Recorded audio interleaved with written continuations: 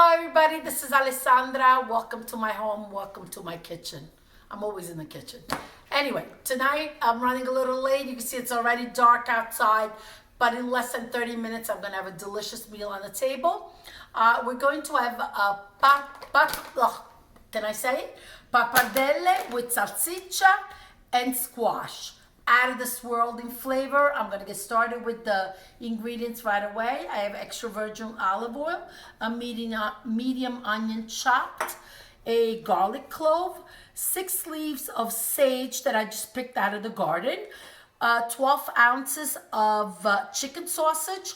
Pork will work fine too. We're gonna remove the casing, butternut squash, and my garofalo pasta di Gragnano pappardelle, which are delicious. Let's get right over to the stove.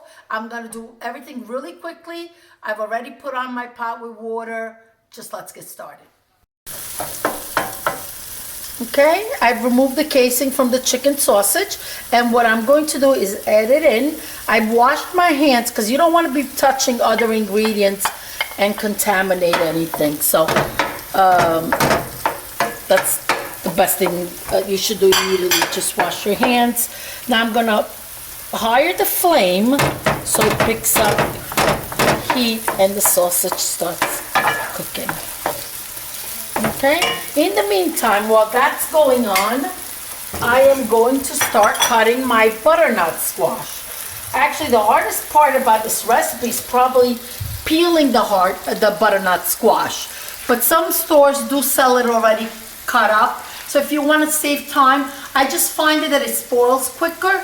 But when you buy the butternut squash like this, I don't even put it in the fridge. I just keep it in the garage where it's cooler, and it stays for weeks. Okay? I always like to buy organic with the stump on.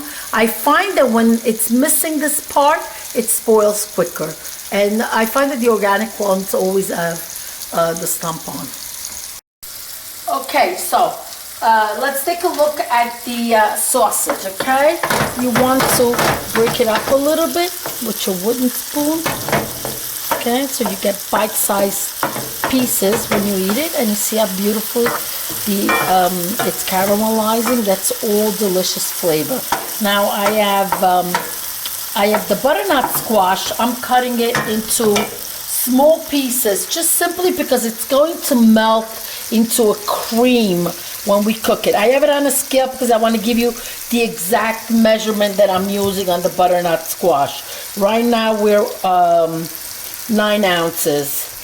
Okay, so I'm just going to keep cutting till that continues cooking.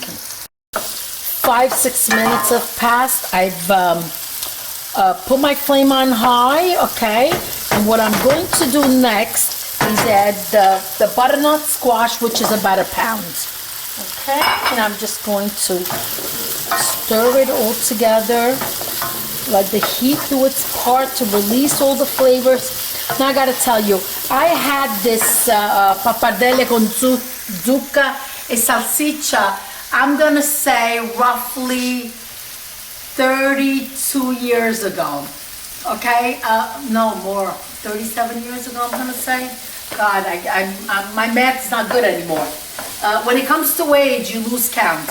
So I had this meal in Gubbio, and in the Umbria region of Italy, which happens to be one of my favorite regions.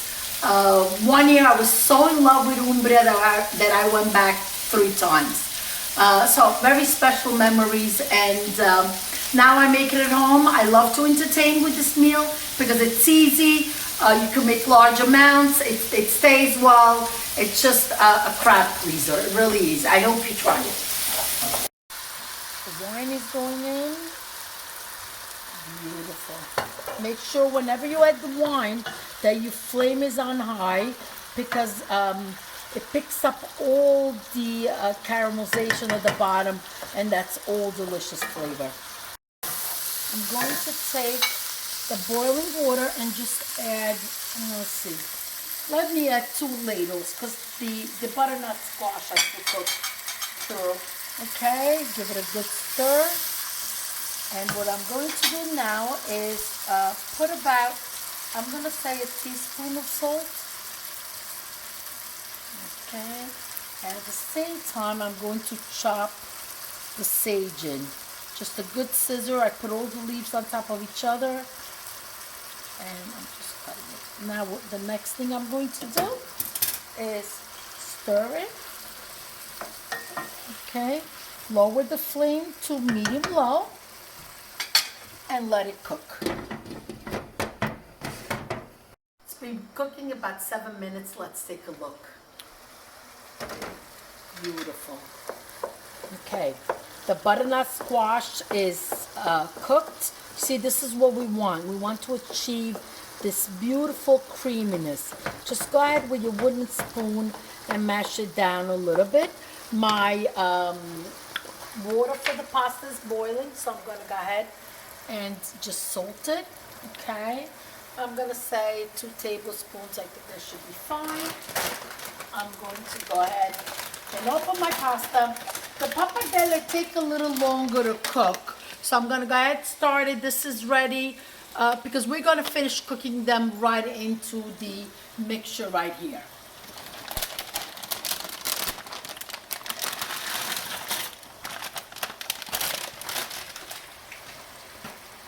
Okay, I'm going to give it a stir.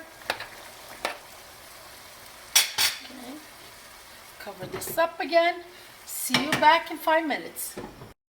Ready to get the pasta to finish cooking right here. I'm going to put my flame on high. Just grab the pasta from one side and pour it right into my saute pan. Look at that yellow that's frying already. So you could see that the pappardelle are still raw inside, which is fine because we're just going to continue cooking them. First of all, this is a great method because you're saving on dirtying up a colander, and it makes for a tastier for sure. You could also add some heavy cream if you would like. It goes very well. I don't really care for it because it just adds a lot of calories. Okay, let's get the pepper going. I'll put more later. Next thing we're gonna do, I want to just start mixing this so you can see how delicious this is.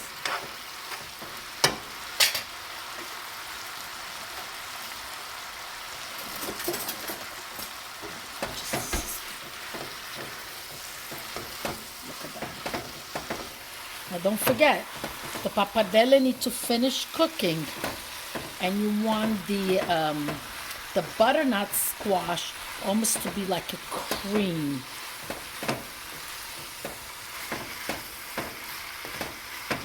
Going to add about 1/2 cup of Parmigiano Reggiano. Okay. And just fold it in.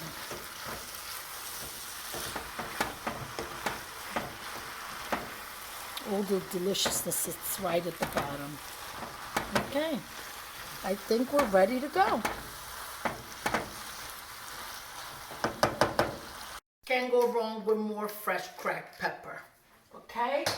I just want you to take a look at this. It's just a fantastic. It goes great in the fall because of the butternut squash. But since we're able to get it all year through, it makes a great meal anytime. Now let's go ahead and taste it.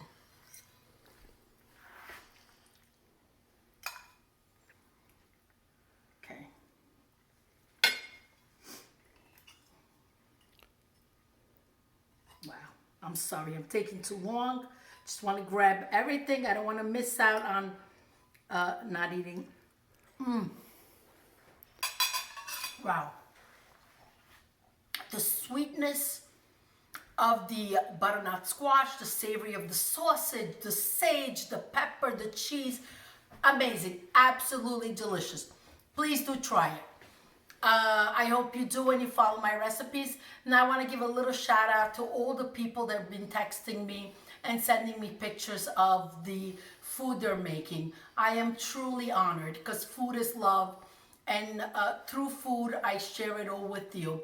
We're still in quarantine, so the idea that somebody's going and seeing my videos and are making that is just fantastic. So thank you, Laura, Liz, Charlie. Love you guys. Thank you so much. Now, there's something very special. I don't know if somebody took a look at here. These are truthfully Christmas. Guess what? Evelyn, my wonderful friend Diana, her 12-year-old daughter made these today, and she followed my tutorial, and I'm proud of you, and Antina will be very proud. They knew my Antina, and this is her recipe. She's gone now, no longer with us. Anyway, I'm getting a little too emotional. Grazie, buonasera a tutti, see you soon, ciao, good night.